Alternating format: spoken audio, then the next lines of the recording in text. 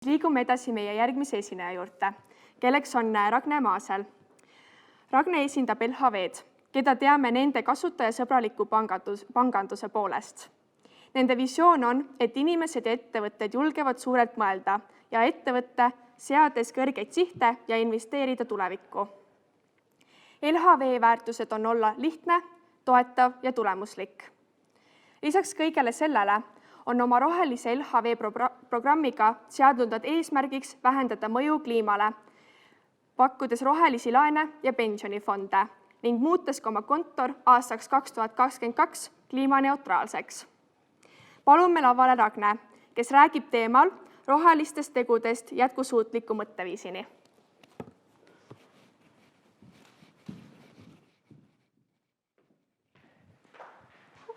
Tere! Ma ei tea täpselt, kuhu ma vaatama pean, aga ma loodan, et ma vaatan õigesse kohta. Mina olen siis Ragne ja mina juhin LHV-s sellist valdkonda, nagu on ESG jätkusuutlikkus. Natuke võib-olla endast enne, et LHV-s olen mina töötanud tänaseks umbes 3,5 aastat, et minu taust tegelikult läheb väga hästi kokku eelmise motivatsioonikõnelejaga, et tegelikult minu taust on pigem olnud enne pangandust startup-sektoris. Olen aidanud freelancerina Euroopas ja Eestis erinevaid iduettevõtteid siis äriarenduse ja turundusega ja 3,5 aastat siis ma tegelikult LHV-sse sattusin. Minu esimene töökoht või roll LHV-s oli siis seotud organisatsioonikultuuri arenguga, tööandja brändiga ja sellise juhtimiskvaliteediga ja 1,5 aastat tagasi, kui LHV-s siis sellise rohujuure initsiatiivina kogu see jätkusuutlikkus teemasse tuli, siis ma tegelikult ka selle vastutusvaldkonna enda vedada võtsin.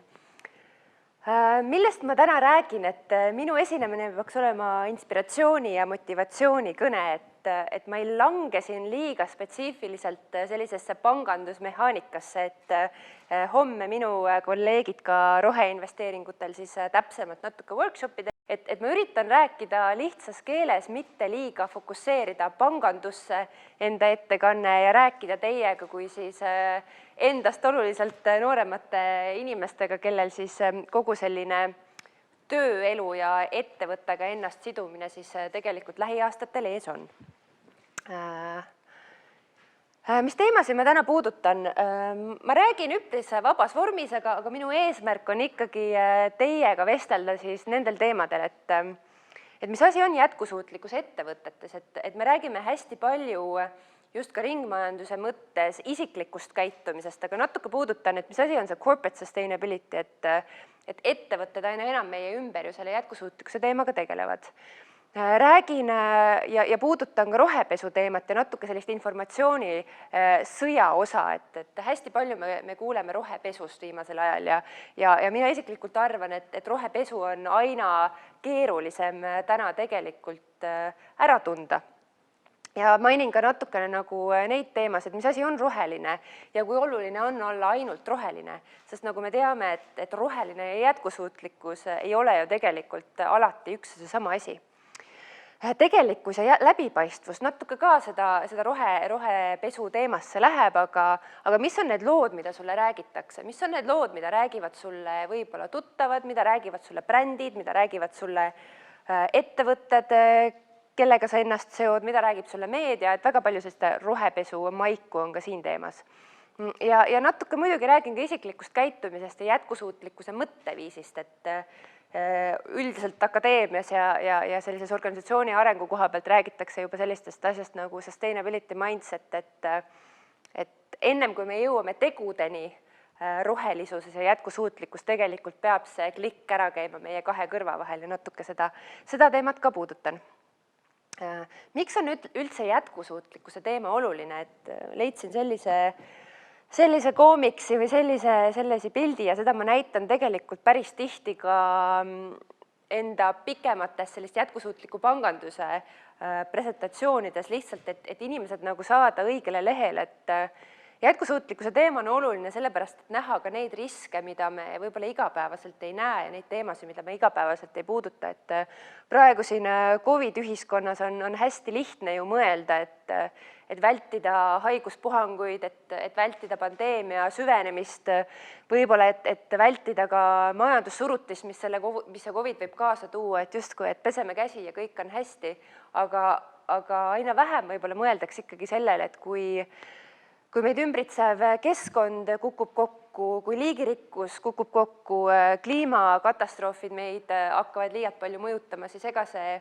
käte pesemine ja majandus ja see sihuke, mida me täna enda ümber näeme ja tunnetame, et ega see siis ka kõik tegelikult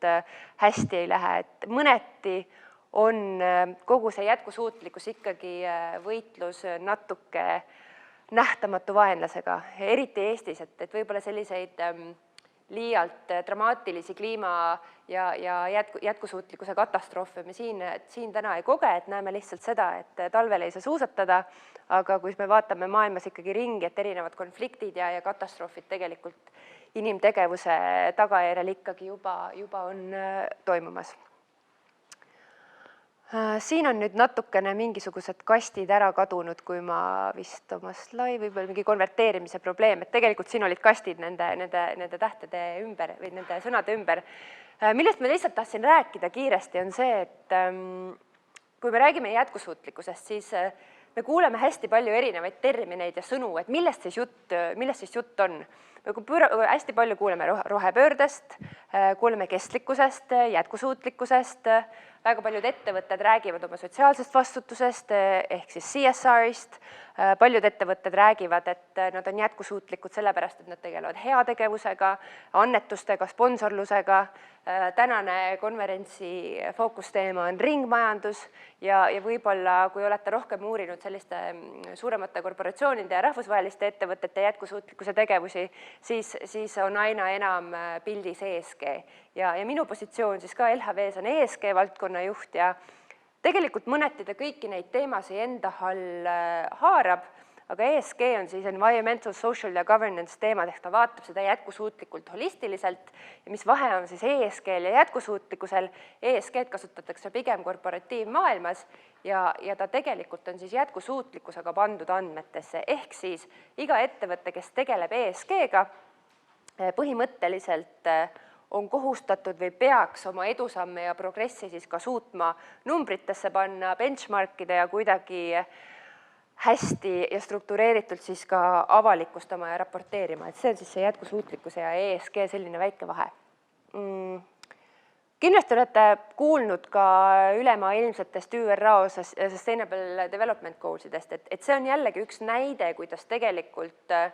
olla roheline, olla jätkusuutlik, et seal on tegelikult pisike vahe. Et kui me vaatame ka ÜRO neid Sustainable Development Goal'e, siis tegelikult need ülemaailmsed eesmärgid täna ikkagi hõlmavad enda all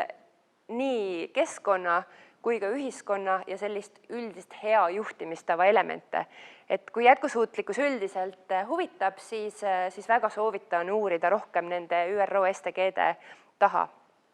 Et see annab sellise hea arusaama, et mis asi siis see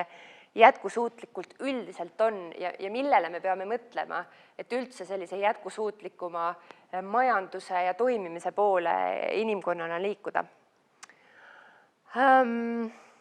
Natuke veel jätkusuutlikkusest, et minu ettekande pealkiri siis ongi jätkusuutlikkus versus roheline. Et jah, LHV näitel me oleme siin viimane aasta-poolteist hästi kõvasti teinud tööd, et oma ärimudelit ja enda toimimist muuta jätkusuutlikumaks ja kui me esimest korda poolteist aasta tagasi oma selle jätkusuutlikkuse strateegiaga välja tulime ja programmiga ja esimeste roheliste toodetega, siis meie kampaania oli roheline LHV, aga väga oluline ja tahaksin siin välja tuua, et roheline LHV on osa LHV jätkusuutlikkuse püüdlusest, aga LHV püüdlus ei ole olla ainult roheline. Ehk rohelisus võtabki enda alla siis pigem need keskkonnateemad, aga kogu see social ja governance teema on tegelikult maailmas samamoodi võrdselt oluline ja siis tegelikult ka LHV-le. Ja siin tahaksingi välja tuua ka selle, et mulle meeldib see ütlus, et green is a trend ja sustainability is a mindset, et roheline on trend, mida on kasulik ja kasumlik jälgida, ükskõik, kas oled siis ettevõte või tarbija või eraisik, aga jätkusuutlikkuse sustainability on siis see mindset, see on see, kuidas sa midagi teed. Et minu peas ongi, et roheline on natuke justkui nagu mida sa teed ja jätkusuutlikkus on siis, kuidas sa seda teed ja millise mõtestatusega seda teed. Ja kindlasti, kui natukene on rohkem huvi uurida, mis vahe on rohelisusel ja jätkusuutlikkusel, siis tegelikult mõni valik, mida me ka tarbijana teeme, võib olla roheline, aga ta ei ole pikas perspektiivis jätkusuutlik. Minu selline teooria siin ongi see, et kui me lähme kiirmoepoodi ja ostame T-särgi, kus on peal organic cotton, siis kas see on roheline ja kas see on jätkusuutlik. Et see valik sellel hetkel võib olla roheline selles aspektis, et see on tehtud orgaaniliselt kasvatatud puuvillast, aga kui me võtame sinna juurde selle, et kes selle T-särgi kokku õmbles, kuidas seda transporditi kuskilt Kambodžast siia Tallinnasse, et kas see kogu value chain tegelikult on jätkusuutlik. Või kas või ka selline näide, et paberkott versus kilekott. Paberkott võib olla sellel hetkel roheline valik, kui sa selle haarad poest võrreldes kilekoti haaramisega, aga minu arust jätkusuutlikuks teeb selle see, et kuidas sa seda kasutad. Et kui sa mõlemad viskad peale ühte korda ära ja versus, kui sa seda kilekotti pärast 30 korda kasutad, siis mul tekib siin küsimus, et kas see, mis on roheline valik, on pikemas perspektiivis jätkusuutlik. Et need näited on küll ja veel. Need näited on küll ja veel, aga mida enam ettevõtted, brändid, inimesed muutuvad teadlikumaks, seda kergem on ka tegelikult teha rohepesu ja seda keerulisem on näha rohepesu sisse ja taha ja aru saada, et tõesti rohepesud tehakse. Et ma tõin lihtsalt siia ühe pildi ja ma illustreerin seda sellega, et olles ise ka nüüd seal corporate sustainability maailmas aina aktiivsem ja eriti viimase aasta jooksul, siis sa hakkad märkama seda, kus tahetakse sulle justkui kärbseid pähe ajada ja öelda, et midagi on roheline, kui see tegelikult ei ole. Ja kui siin umbes selline 4-5 aastat tagasi räägiti rohepesust selles mõttes, et iga suvaline šampoonipudel võib ennast teha roheliseks sellega, et ta paneb sinna rohelise idu pildi ja teeb pudeli pruuniks ja roheliseks ja ütleb, et see on recycled plastic ja justkui tarbija siis arvabki, et ta teeb rohelisema valiku, aga need taktikad, kuidas tänapäeval rohepesu tehakse, need lähevad aina rohkem keerukamaks ja sellistest petuskeemidest on aina raskem läbi näha. Et tarbija vaates kindlasti soovitaksin noortel olla hästi kriitilised ja teha iseenda research ja aru saada, et kus siis see tänapäevane hästi nutikalt tehtud rohepesu tegelikult võiks siis sinu ellu imbuda ja kuidagi seda ära tunda. Ongi tegelikult viimane slaid, aga ma võib-olla natukene rohkem siin peatun, et kui mina oleksin täna teie ja kui mina oleksin täna teie vanune ja selles kohas, kus teie enda eluteel ja karjäärivalikutes oleksime, siis mõningad soovitused. Juba mainis, et mõtle ise kriitiliselt, et tee ise enda uurimustöö ja kui sa huvitud jätkusuutlikkusest või üldse roheteemadest või ringmajandusest või ESG-st, siis õpi ja uuri sellest rohkem, et see aitab sul näha läbi igasuguse rohepesu ja see aitab sul kindlasti tulevikus olla edukam ükskõik millisesse sektorisse või tegevusalasse sa siis lõpuks ennast leiad. Näe võimalusi ka majanduslikke, et siin kindlasti aitab teid homne roheinvesteeringute workshop, mida minu kolleegid teevad, et tihtipeale, kui ma räägin ettevõtetega ja kui ma räägin ka enda maja sees erinevate partneritega jätkusuutlikkusest, siis mõningatel inimestel ja vahest tekib selline tunne või arusaam, et kõik selline roheline ja jätkusuutlikum on justkui kallim ja ta on justkui surve, et seda peab tegema. Aga millest räägitakse võib-olla liiga vähe on see, et jätkusuutlikud valikud on tegelikult majanduslikult kasulikud ja kasumlikumad valikud, et kui inimene sellest rohkem teab, jätkusuutlikkusest üldiselt, siis ta ei suuda mitte nagu näha läbi igasuguse sellise rohepesu fluffi, vaid ta suudab näha ka reaalselt võimalusi, mis teevad jätkusuutlikuma käitumise jätkusuutlikumaks ka majanduslikult. Teil kindlasti on ees tulevikus ja lähitulevikus valikud, et kuhu minna tööle ja milliste ettevõtetega ennast siduda. Ettevõtetega sidumine võib olla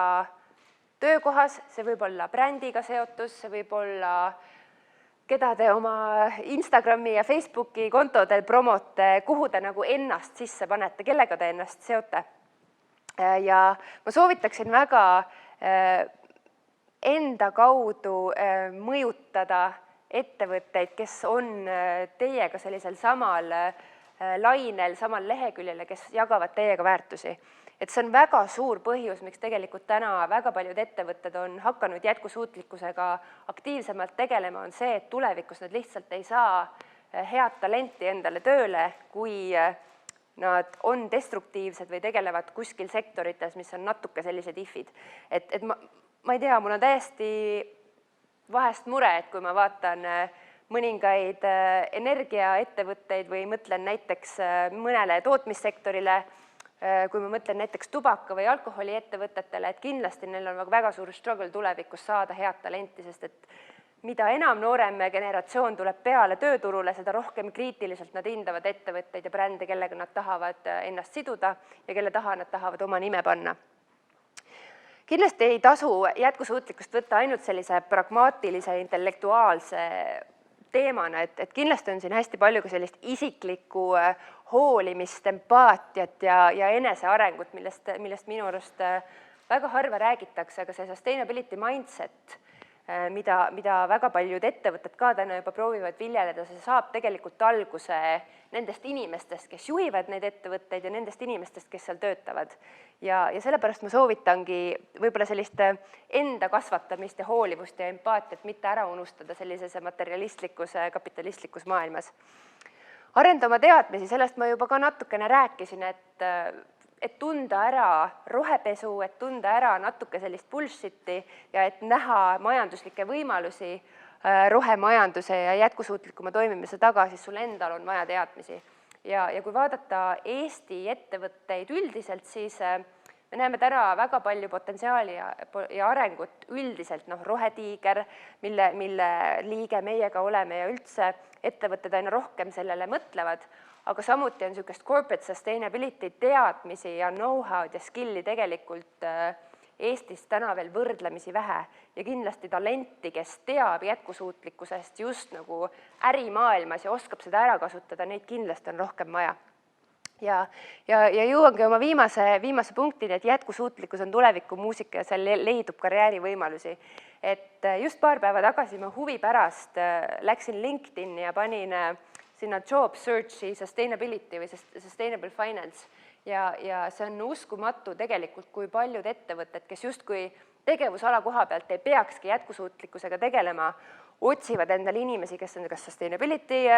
manager või mingi ESG spetsialist või isegi sustainability andmeanalüütik, et kui sa sellega ei tegele igapäevaselt, siis sa ei teakski, et ESG jätkusuutlikkus tegelikult imbub sisse juba igasse äritegevusse, väga paljude ettevõtete toimimisse ja kui mina oleksin täna teie ja noor inimene, siis ma kindlasti ka juba ülikoolis prooviks enda tegevust ja õppeainet siduda sellega, et mul oleks selline holistiline teadmine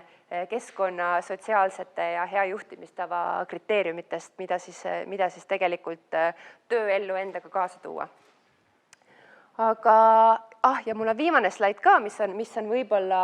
oluline, mis mind ennast on hästi palju aidanud, sest ma eeldan, et see konverents ka siin ja kõik need inspiratsioonikõned ja kõik need toredad jutuajamised, mis siin on lauda toodud, need on ju tegelikult kellegi mõjutamiseks. Ja mõneti siin on mingisugune message, mingisugune sõnum, mida te kõik tahate omavahel jagada või siis ka suuremale audientsile ette tuua. Ja oluline on alati leida mõttekaaslasi ja kogu see jätkusuutlikkus ja rohepööre ei saa toimima ilma selleta, et ühesuguste väärtustega inimesed panevad oma pead kokku. Aga mis mina olen nagu enda töös kogenud ja näinud ja soovitaksin hea meelega ka noortele, on see, et väga oluline on leida mõttekaaslasi, aga väga oluline on ka osata suhestuda nendega, kes sinu uskumusi alati ei jaga. Ja siin ongi nagu see koht, et kõik inimesed ei ole oma arengus ja arusaamistes alati seal, kus sina oled. et oma eesmärkide saavutamisel ma soovitan olla nutikas, vältida ekstreemsusi ja saada aru, kellega sa räägid. Et kõigil inimestel on erinev põhjus, miks ta prügi sorteerib, miks ta läheb tööle ettevõttesse, kellel on mingisugune jätkusuutlikkuse väärtus, miks ta eelistab teatud autot mõnele Hummerile või niiviisi, kuidas ta tarbib, kuidas ta toodab, kuidas ta ettevõttena toimib, et igalühel on oma miks. Ja kui sa oled tegev selles, et sa püüad muutusi ühiskonnas ellu viia, siis on sama oluline osata suhestuda nendega, kes sinu väärtusi täna veel võib-olla ei jaga, kui nendega, kes seda teevad. Ühiskond ja inimesed ei ole jätkusuutlikkuse mõistmisel samal tasemel ja see on okei. Oluline on see, kui kiiresti nad sinna ühele leheküljele saavad. Aga see ongi minu poolt kõik ja täpselt vist olen ka ajas, et nüüd on vist küsimuste aeg. Suur tänu sulle selle väga ülevaatliku esituse eest ja vaatame, mis on siis rahvas küsinud.